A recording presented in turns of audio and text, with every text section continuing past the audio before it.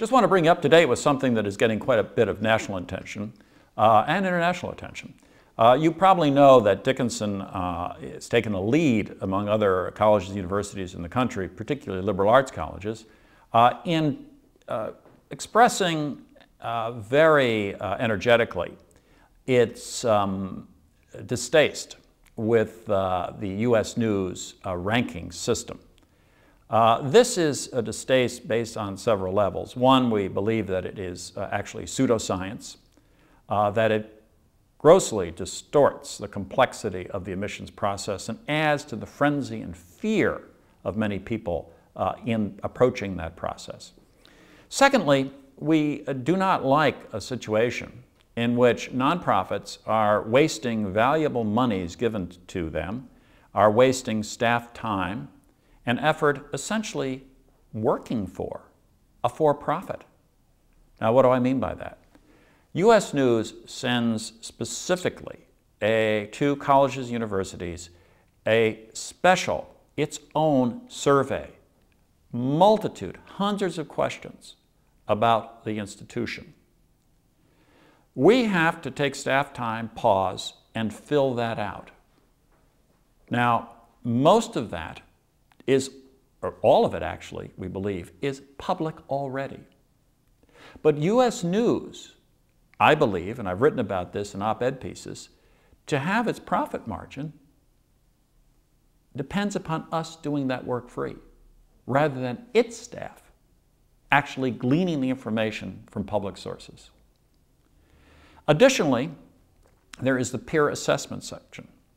Now, many people believe that that is what US News calls the prestige section. But it is basically an issue where college presidents are asked, especially in the liberal arts category, to evaluate about 150 other colleges. Now, those are a lot of colleges, and it is very difficult for us to know in depth anything about the majority of those colleges, because we know some general national trends, but we really don't know enough to acutely say in each category, and US News only asks for this, is the institution excellent, good, fair, or poor? Well, that's just too, frankly, crude for the subtlety of higher education.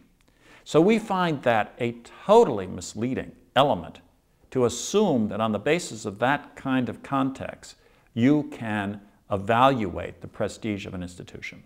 What has Dickinson done? Well, quite a few things.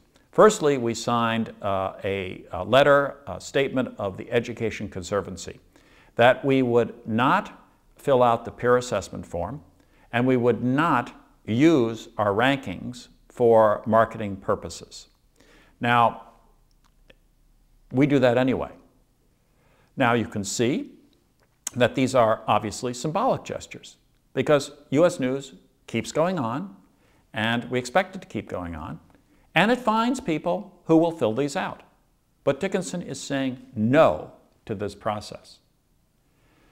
Now, of course, the information that US News has or uses is public, so Dickinson will continue to be ranked as long as US News is operating.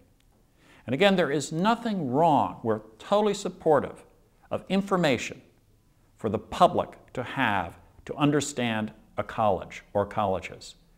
But we, as a university, are under no obligation to participate actively and use our monies and staff time to forward misleading information. A university is about leading information, not misleading information. But just to criticize US News is actually not courageous at all. That's simple. We have to go the next step. And working with our colleagues at the Annapolis Group, a collection of about 100 well-regarded liberal arts colleges, and with other universities and organizations, Dickinson has joined an effort to suggest a legitimate alternative to US News. And I'm delighted to say, actually I was surprised to say, that the Annapolis Group has selected yours truly to lead that effort. And so I am chairing a group, chairing a committee, but joining with a group of presidents and institutional research staff from a variety of liberal arts colleges to work on this issue. Very exciting work. And again, Dickinson is a player in a major issue in American education.